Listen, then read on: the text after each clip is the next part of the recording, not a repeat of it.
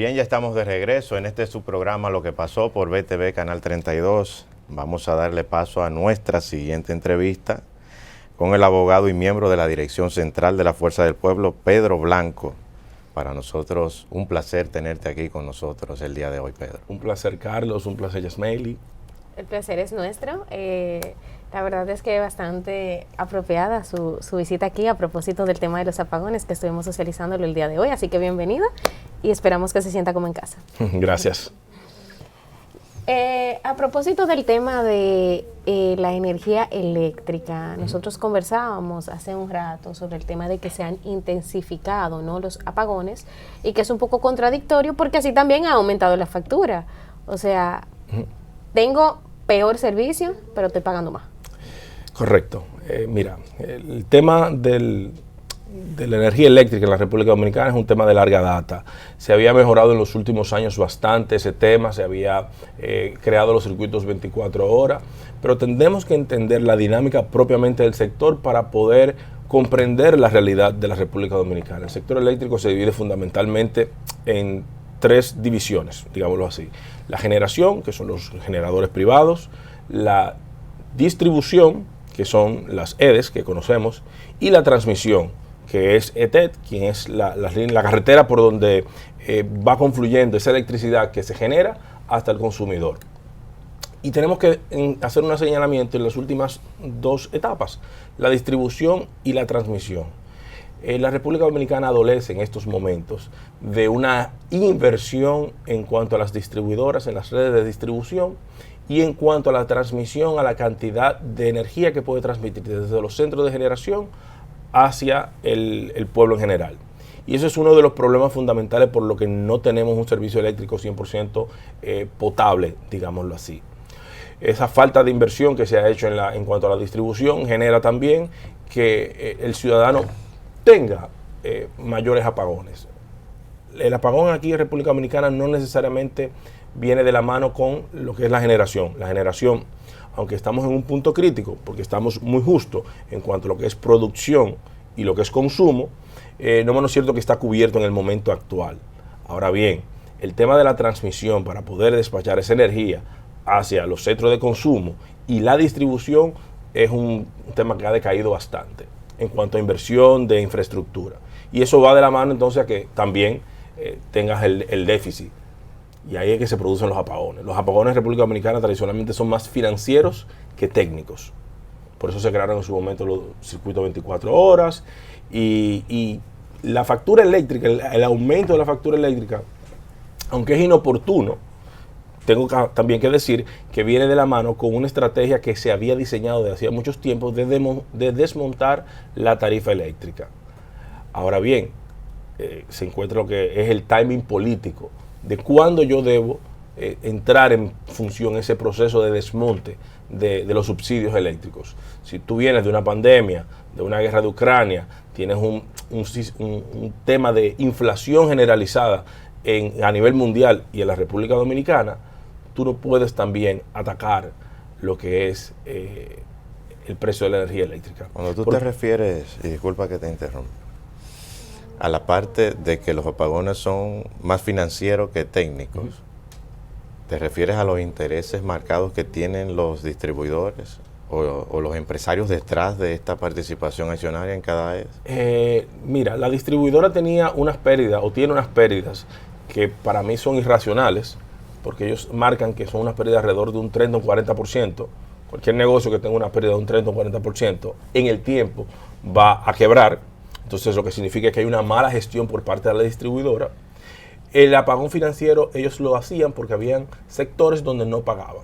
Entonces en esos sectores donde no se pagaba el servicio eléctrico, entonces ellos brindaban menos ese servicio. Para compensar una cosa con la otra. Para tratar de minimizar lo que eran esas pérdidas.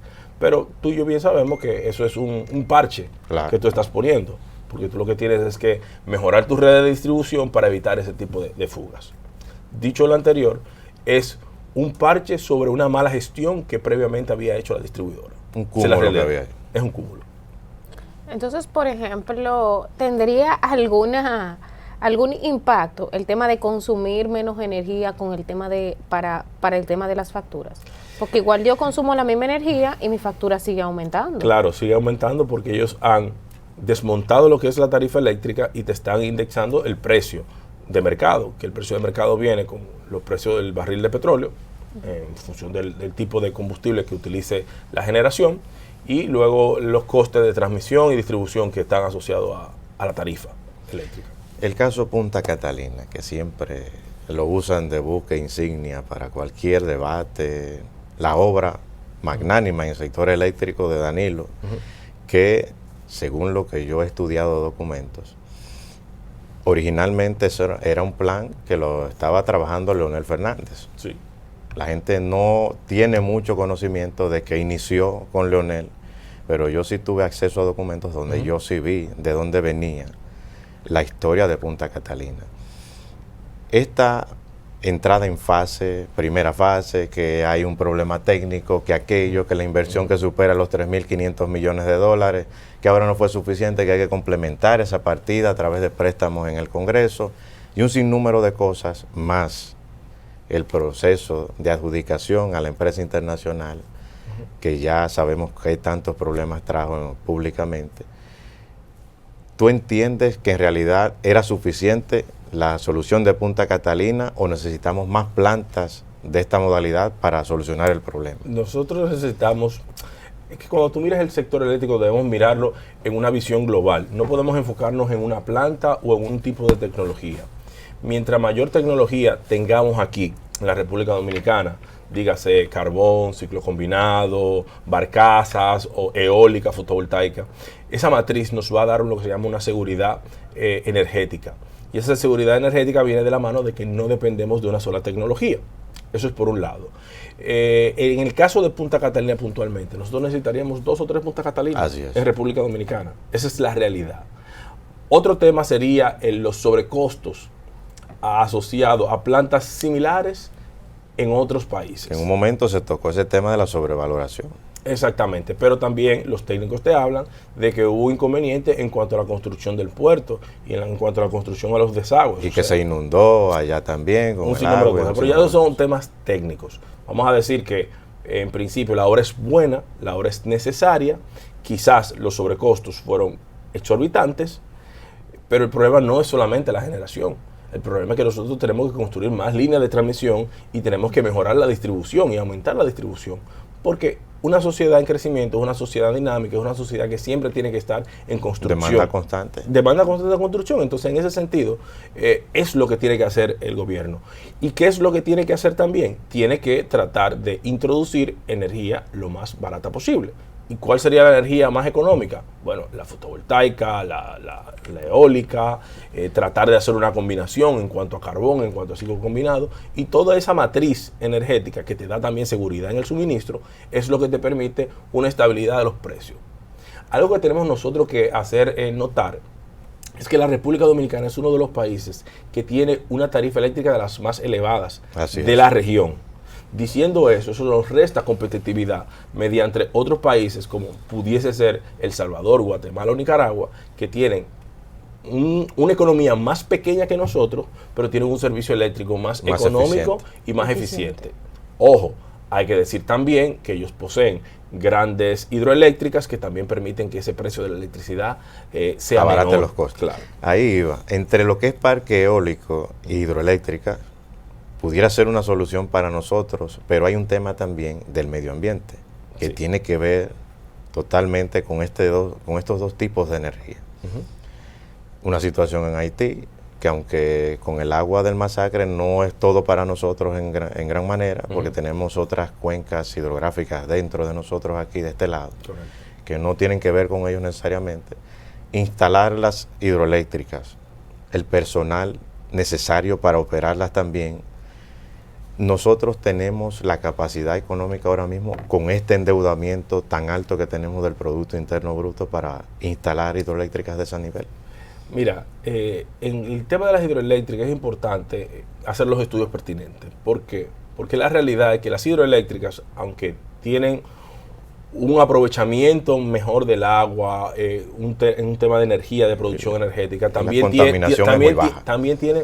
tiene una contaminación baja por un lado, pero por otro, algunos expertos indican que las hidroeléctricas cambian el cauce de los ríos y también producen problemas ambientales. Okay. O sea que nada te es exento a generar un daño ambiental. Lo idóneo es estudiarlo, mitigarlo, porque necesariamente para desarrollarse necesitamos en un grado contaminar. ¿Las hidroeléctricas instaladas actualmente aquí tienen algún método de prevención para contaminar lo menos posible las aguas cuando están instaladas? Claro que sí. El tema de la contaminación en cuanto a las hidroeléctricas no es tanto el agua no te va a contaminar per se, sino es el cambio del cauce de los ríos, la sedimentación que se puede tener en todo lo que es alrededor de la cuenca hidrográfica. Okay. Es el daño que puede producir una hidroeléctrica o una mini hidroeléctrica.